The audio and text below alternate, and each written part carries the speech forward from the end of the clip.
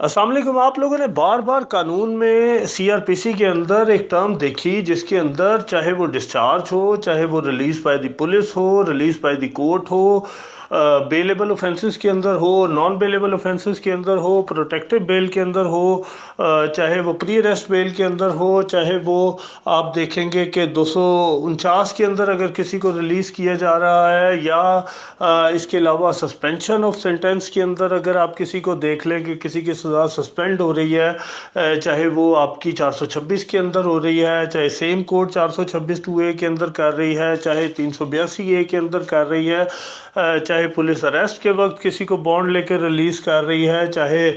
किसी विटनेस को रिलीज़ किया जा रहा है, इस श्योरिटी लेने के बाद कि वो एविडेंस देने के लिए अदालत के अंदर पेश होगा। आपने बार बार एक टर्म सुनी कि अगर वो बेल बॉन्ड्स दे दे तो उसको रिहा कर दिया जाए। और मैंने भी आपको इन सारे कंसेप्ट्स को समझाते हुए बार बार एक बात बताई कि बॉन्ड्स होते क्या हैं, उनका मकसद क्या है। जस्ट फॉर अ रीकैप, आप इसको याद करेंगे कि मैंने आपको बताया कि जिस वक्त भी कोर्ट किसी को रिलीज़ करती है, या उसको पुलिस रिलीज़ करती है, तो उससे बॉन्ड्स लिए जाते हैं। डैट इज़ मेंट कि उसको श्योरिटीज़ के हवाले किया जाता है विद दिस कमिटमेंट कि क्या आप इस बात की ज़मानत देते हैं कि इसको अगर रिलीज़ कर दिया जाए और ट्रायल के दौरान इसकी दोबारा अदालत के अंदर क्या आप इसकी प्रोडक्शन को इंश्योर करेंगे। और अगर आप सेटिस्फेक्शन ऑफ द कोर्ट तक ये बॉन्ड दे देते हैं कि जब कोर्ट इसको बुलाएगी तो ये अदालत के अंदर पेश होगा, तो उस सूरत के अंदर मैं इसको रिलीज़ करने के लिए, डिटेंशन से आज़ाद करने के लिए मैं इसको तैयार हूँ। लिहाजा मकसद क्या हुआ किसी भी डिस्चार्ज करने का, किसी को भी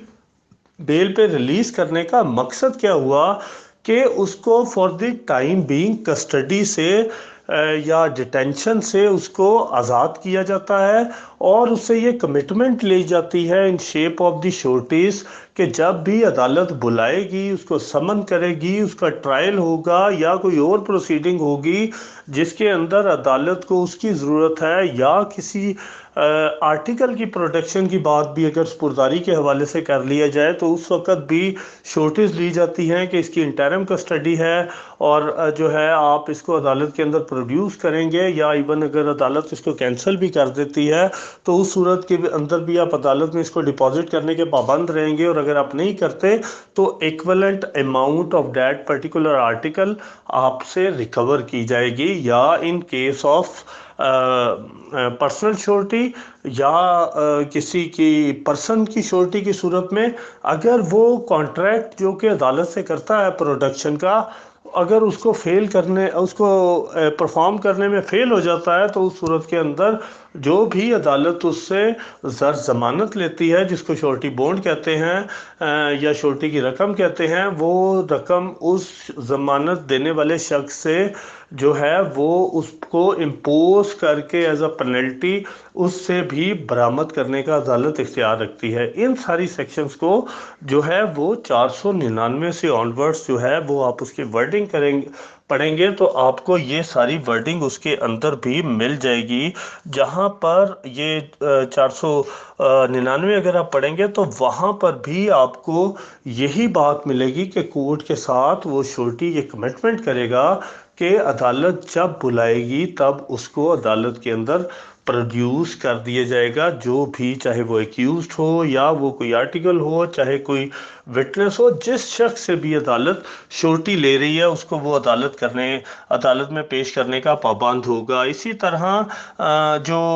अगर कोई एक्यूज्ड इन कस्टडी है तो उस सूरत के अंदर जहाँ पर उसको इन कस्टडी रखा गया है इन प्रिजन, तो उस केस की हद तक सिर्फ उसको वहाँ से भी रिलीज़ करने के लिए रुपकार जारी होगी कि इसको मैंने बेल पे रिहा कर दिया है, ही has furnished the bail bonds to the satisfaction of the court. लिहाजा आप इसको इस केस की हद तक जिसके अंदर इसने श्योरिटी दी है उसमें उसको रिलीज़ कर दें। ये आपकी सेक्शन 500 जो है इस बात को डील कर रही है कि अगर वो इन कस्टडी होगा। सिमिलरली 501 सेक्शन जो है वो ये कोर्ट को एम्पावर करती है कि आपने जो श्योरिटी किसी को दी का आर्डर किया, अगर आप सब्सिक्वेंटली समझते हैं कि वो श्योरिटी किसी वजह से इनसफिशेंट है तो आप उसको इंक्रीज भी कर सकते हैं, उसको सफिशेंट भी बना सकते हैं। Depends upon the conduct of the accused कि वो फ़र्ज़ करें कोई एबसेंट हो जाता है, आप उसकी वन टाइम श्योरिटी जो है आपने फ़र्ज़ करें उसकी 50,000 रखी है, वो उसका वो मुचलका फोरफिट हो जाता है। आप दोबारा उसको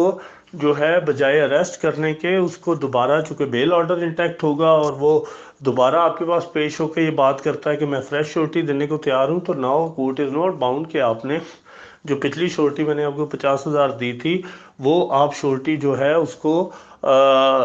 जो है वो वही मेंटेन रखी जाए। कोर्ट की ये अपनी डिस्क्रिशन है कि उसको इंक्रीज भी कर सकती है इनसफिशिएंट डिक्लेयर करके, या इवन ट्रायल के अंदर एक्यूज का कंडक्ट ऐसा है कि कोर्ट सोचती है कि अगर ये बंदा एब्सकॉन्ड कर जाता है या ये बंदा जो है ट्रायल में इरेगुलर है वार्निंग्स के अलावा भी, और शायद जर जमानत इतनी नहीं है कि इस एक्यूज को किसी किस्म का खौफ हो, तो उस सूरत में भी कोर्ट ये समझ सकती है कि इसकी श्योरिटी सफिशेंट नहीं है, लिहाजा इसको इंक्रीज कर दिया जाए और उसको जो है कोर्ट जो है डायरेक्शन दे कि आप फ्रेश श्योरिटी जो सफिशेंट हो या इंक्रीज हो उसको अदालत के अंदर जो है आप डिपॉजिट करवाएं। एक और बात जो कि अक्सर हम लोगों की एक मिसकंसेप्शन है कि ये जो श्योरिटी है ये सिर्फ फ़र्दों की सूरत में दी जाती है, या ये सिर्फ अगर कोई ज़मीन का इंतकाल होगा या फ़र्ज जमा बंदी होगी या कोई बंदा ज़मीन की मालिक होगा तो उस सूरत के अंदर ही सिर्फ श्योरिटी दी जा सकती है, या फिर कई सिचुएशंस ऐसी हैं जहाँ पे लोकल श्योरिटी की बात की जाती है कि चूँकि लोकल श्योरिटी है और वहाँ की ज़मीन का मालिक होगा तो उस सूरत के अंदर जो है उसकी ज़मानत ली जाएगी। ये बिल्कुल मिसकंसेप्शन है। कानून के अंदर ऐसी कोई रिक्वायरमेंट नहीं है जहाँ पर किसी शख्स को सिर्फ इस सूरत के अंदर ही रिलीज़ किया जाए कि अगर कोई ज़िम्मेदार लैंडलॉर्ड आके उसकी श्योरिटी देता है या कोई बंदा ऐसा है जो कि बहुत ज़्यादा प्रॉपर्टीज़ का मालिक है और वो इमूवेबल है तो उस सूरत के अंदर श्योरिटी दी जाएगी। एक्चुअली ये डिस्क्रिशन ऑफ द कोर्ट है, सेटिस्फेक्शन ऑफ द कोर्ट है। लोकल श्योरिटीज़ का भी कंसेप्ट सिर्फ ये है कि ताकि वहाँ पर रहने वाला कोई रिस्पॉन्सिबल शख्स जो कि एक असर रखता हो, जो कि कोई ज़मीन रखता हो, क्योंकि आप जिस वक्त 514 पढ़ेंगे तो उस वक्त आपको ये नज़र आएगा कि ऐसी तमाम श्योरिटीज़ जो कि ज़मीन की सूरत में दी जाती हैं वो तो कोर्ट किसी सूरत में ना अटैच कर सकती हैं, ना उसको for the purpose of recovering any amount of the surety उसको यूटिलाइज़ किया जा सकता है, ना ही उसको अटैच किया जा सकता है, ना ही उसको सेल किया जा सकता है उस अमाउंट को रिकवर करने के लिए। लिहाजा कानून के अंदर सबसे जो सेफ सिक्योरिटी या श्योरिटी है वो हमेशा मूवेबल प्रॉपर्टी भी हो सकती है। 513 आप पढ़ेंगे तो उसके अंदर भी आपको ये बात मिल जाएगी कि कोर्ट चाहे तो उसको सॉल्वेंट श्योरिटी के अंदर भी कन्वर्ट कर सकती है कि अगर किसी शख्स के पास कोई ऐसी अमाउंट नहीं है, कोई ऐसी श्योरिटी नहीं है जो कि ज़मीन से रिलेटेड हो, कार से रिलेटेड हो, किसी ज्वेलरी से रिलेटेड हो या कोई और इमूवेबल या मूवेबल प्रॉपर्टी से रिलेटेड हो, तो ये लाजमी नहीं है कि कोर्ट सिर्फ उसी पे इंसिस्ट करे। जितनी श्योरिटी का ऑर्डर किया जाता है वो इन कैश भी कोर्ट जो है सबमिट करने की इजाज़त दे सकती है, और जब तक वो जो अमाउंट है that would be more reliable surety के, जहाँ पर आपको किसी चीज़ को रिकवर करने की ज़रूरत ही नहीं है किसी को इम्पोज करके, तो वो पैसे जो हैं उससे रिकवर करने की ज़रूरत ही नहीं रहेगी, बल्कि वो तो ख़ुद पैसों की शेप में आपके पास श्योरिटी है। तो that is also a very secured surety in shape of the monetary जो श्योरिटी है कि वो पैसे ही अदालत में डिपॉजिट करा दे। अगर किसी को 50,000 रुपये की श्योरिटी का ऑर्डर किया जाए और वो 50,000 ही जमा करवा दे तो उस सूरत के अंदर सबसे सेफ मोड ये भी हो सकता है। इसी तरह 514 के अंदर जो जामन है उससे मूवेबल प्रॉपर्टी को अटैच करके रिकवर करने के ऑर्डर कोर्ट कर सकती है, तो लिहाजा मूवेबल प्रॉपर्टी भी सबसे ज़्यादा रिलायबल श्योरिटी है इन shape of the any ownership of the vehicle. कोई मोटरसाइकिल हो सकती है, ज्वेलरी हो सकती है, एनीथिंग जो कि मूवेबल प्रॉपर्टी है उसकी श्योरिटी भी एक रिलायबल। लिहाजा एक जो मिसकंसेप्शन है कि सिर्फ और सिर्फ इंसिस्ट किया जाता है कि आप ज़मीन का इंतकाल दे देंगे या आप जमाबंदी दे देंगे या अपने आप को आप बहुत बड़ा लैंडलॉर्ड साबित कर देंगे, तो उसी सूरत के अंदर उस शख्स की ज़मानत जो है मंजूर की जाएगी, वरना मंजूर नहीं की जाएगी। तो कानून के अंदर ऐसी कोई गुंजाइश जो है वो, या ऐसी कोई रिस्ट्रिक्शन इन ट्रू सेंस जो है वो मौजूद नहीं है। Surety is up to the satisfaction of the court. वो किसी भी तरह आप जो हैं या जामन जो है वो कोर्ट को मुतमिन कर सकता है कि आप अगर ये वाली श्योरिटी ले ले तो इस सूरत में मैं ये ज़िम्मेदार रहूँगा कि अगर एक्यूज को पेश ना कर सका या जिसकी मैं ज़मानत दे रहा हूँ उसको पेश ना कर सका, तो आप बेशक इसकी फोरफिट करके यहाँ से उस अमाउंट को मेरे पे इम्पोज कर दें जिसकी मैं ज़मानत दे रहा हूँ। So this concept has to be clarified के यहाँ पर कानून में बॉन्ड्स जो हैं इसकी कोई पर्टिकुलर फॉर्म नहीं है। It is up to the satisfaction of the court. ये मूवेबल भी हो सकती है, इमूवेबल भी हो सकती है। It could also be furnished in shape of an affidavit, कि अगर कोई बंदा अदालत के अंदर एफिडेविट दे देता है अपना कि मैं, ये मेरा CNIC है, ये मेरा ड्राइविंग लाइसेंस है, या ये मेरा सर्विस कार्ड है, व्हाट्सएवर, और उसके साथ एक बयान हल्फी अदालत में सबमिट कर देता है कि मैं जो है इस रकम को देने का पाबंद रहूँगा अगर मैं इस शख्स को अदालत में पेश ना कर सका या ये शख्स सब्सिक्वेंटली एब्सकॉन्ड कर जाता है, तो उस सूरत के अंदर भी मैं रिस्पॉन्सिबल हूँगा। तो वो भी जो है वो कोर्ट उस श्योरिटी से भी उसको रिकवर इजीली कर सकती है। इसी तरह अगर जो आपका सेक्शन 502 है वो ये है कि अगर कोई शख्स किसी को जो है किसी की ज़मानत देता है, तो ये भी वंस फॉर ऑल ज़मानत नहीं है। वो किसी स्टेज के ऊपर भी कोर्ट को ये अप्लाई कर सकता है कि ये जो शख्स है जिसकी मैं ज़मानत दे रहा हूँ, ये शख्स जो है वो इस काबिल नहीं रहा, या इसका रवैया बदल गया है, या ये बंदा जो है मुझे लगता है एब्सकॉन्ड कर देगा, या ये मेरी बात नहीं मान रहा। मैं इसको बताता हूँ कि अदालत की तरफ से नोटिस आया और ये अदालत में पेश नहीं होता। लिहाजा जब आप 514 देखेंगे तो उसके अंदर आपको एक टर्म फोर फीचर नजर आएगी। उस फोर फीचर होने से पहले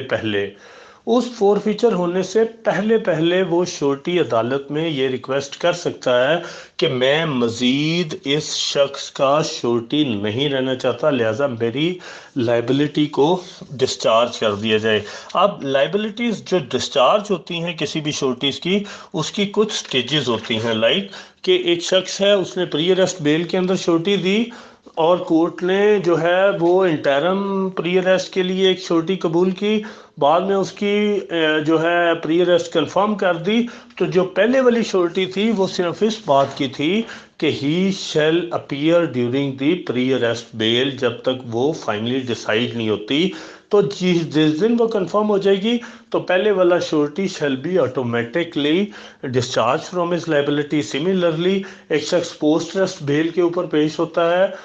और उस सूरत के अंदर फाइनली उस केस का डिसीजन हो जाता है, इक्विटल में हो या इवन कन्विक्शन में हो, दोनों सूरतों में श्योरिटी उसने किस बात की दी थी कि आपके पास मैं इसको ट्रायल के अंदर पेश करता रहूँगा। तो लिहाजा जिस दिन वो ट्रायल किसी भी सूरत के अंदर कंक्लूड हो गया, इक्विटल हो या कन्विक्ट हो, दोनों सूरतों के अंदर कोर्ट उसकी लायबिलिटी को डिस्चार्ज कर देगी कि अब इसका ट्रायल कंक्लूड हो चुका है, अब मेरे पास मुलज़म की दोबारा ज़रूरत नहीं है, लिहाजा आपकी ज़मानत भी जो है उसको हर तरह की जिम्मेदारी से मुबर्रा किया जाता है, डिस्चार्ज किया जाता है इसकी लायबिलिटी को। तो ये भी एक सूरत है लायबिलिटी डिस्चार्ज करने की। सिमिलरली बाज़ दफ़ा केस प्रॉपर्टीज़ के अंदर लाइक एक वहीकल है, उससे एक्सीडेंट हो गया और वो शख्स जो है कोई क्लेम करता है कि ये वहीकल मुझे वापस कर दी जाए, जब तक ट्रायल कंक्लूड नहीं होता, तो उसकी भी इंटरिम कस्टडी जो है मंजूर हो जाती है। तो वो भी final disposal of date case तक मंजूर होगी। जिस दिन वो केस डिस्पोज ऑफ हो जाएगा फाइनली किसी भी डिसीजन की सूरत में, तो कोर्ट उस श्योरिटी की लायबिलिटी को भी डिस्चार्ज कर देगी अनटिल एंड अनलेस उस केस प्रॉपर्टी को इंटैक्ट नहीं रखा जाता फॉर दी नेक्स्ट अपील और रिवीजन व्हाट्सोएवर जो भी है, उसके अंदर तक अगर उसकी प्रोडक्शन को इंश्योर करना हो या कोर्ट उसको कंफर्म कर देती है, उस सूरत के अंदर भी डिस्चार्ज हो जाएगी। लेकिन अगर कोई केस प्रॉपर्टी इंटैक्ट रहती है तो वो फिर अपील या रिवीजन के टाइम तक इंटैक्ट रहेगी, उसके बाद वो भी ऑटोमेटिकली श्योरिटी अपनी जो है ज़मानत से डिस्चार्ज हो जाएगा। और एक सूरत ये है कि वो इवन ड्यूरिंग ट्रायल ही जो जामन है वो अदालत में पेश हो जाए,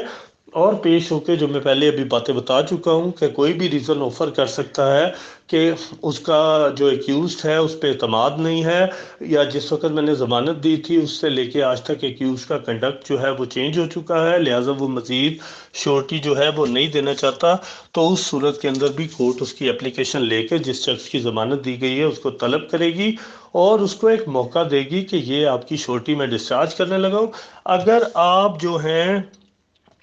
अगली तारीख तक मुझे ये श्योरिटी सबमिट कर देंगे, फ्रेश श्योरिटी, तो मैं उस सूरत में तो ठीक है, वरना मैं आपको अरेस्ट कर लूँगा। और ये श्योरिटी अगर मैंने डिस्चार्ज कर दी तो जब तक आप फ्रेश श्योरिटी नहीं देंगे तब तक आपको जेल के अंदर भी रखा जाएगा। इसी तरह